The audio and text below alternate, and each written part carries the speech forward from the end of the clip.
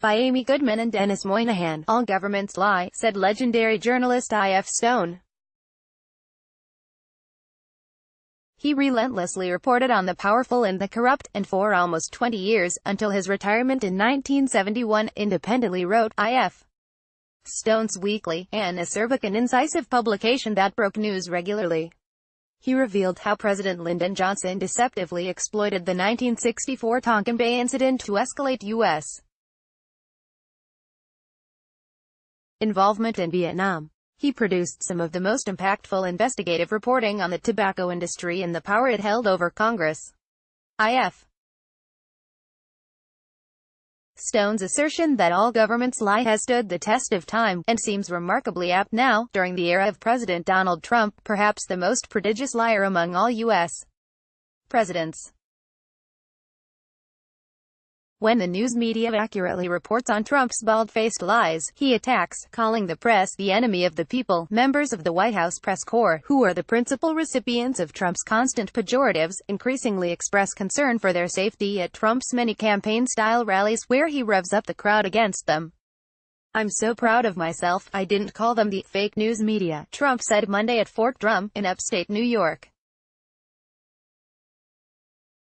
"I said to myself, I will not today, in front of our great armed forces, call them fake news. Laughter, we know the real truth, but we won't say it today." In bragging of his restraint, he twice labeled the media fake news. Trump will not relent, and certainly will never change. Trump relies on the news media to repeat, and thus amplify, his hateful messages. Several news channels have taken the important step of not carrying his rallies live, from start to finish. It was that shameful practice that delivered over $1 billion in free airtime to the Trump campaign. But his tweets must be reported. A court ruled them to be official White House statements, and they actually shape policies. The depth of his racism, his misogyny, his Islamophobia and his viciousness is as newsworthy as it is grotesque.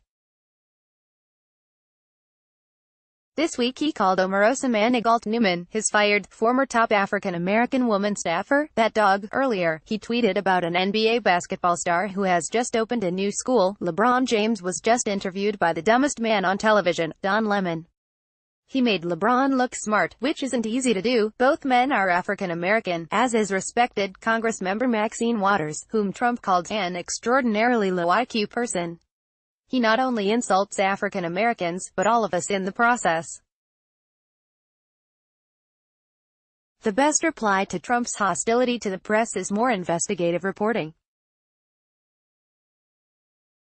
One problem is that obsessive speculation about the progress of Special Counsel Robert Mueller's investigation into Trump and Russian election meddling crowds out other vital stories. Take that Fort Drum event, for example. Trump was there to ceremoniously sign the National Defense Authorization Act, and he was roundly criticized in the media for failing to mention Sen. John McCain, after whom the bill was named. McCain has been one of Trump's most vocal Republican critics, and now is suffering advanced brain cancer.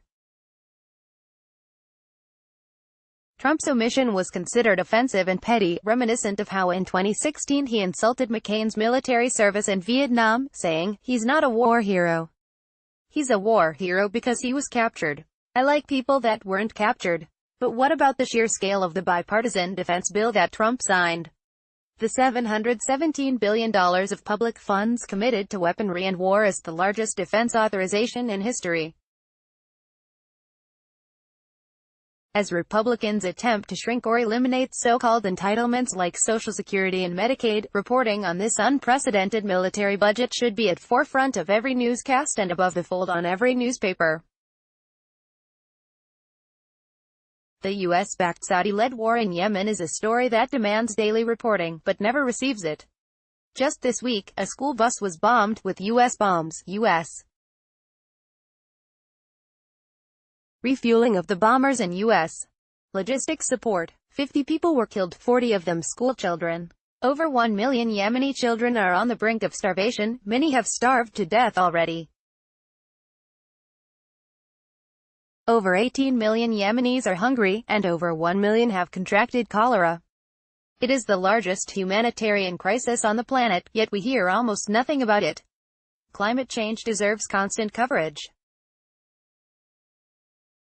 Sure, our climate change-denying president has called it a Chinese hoax.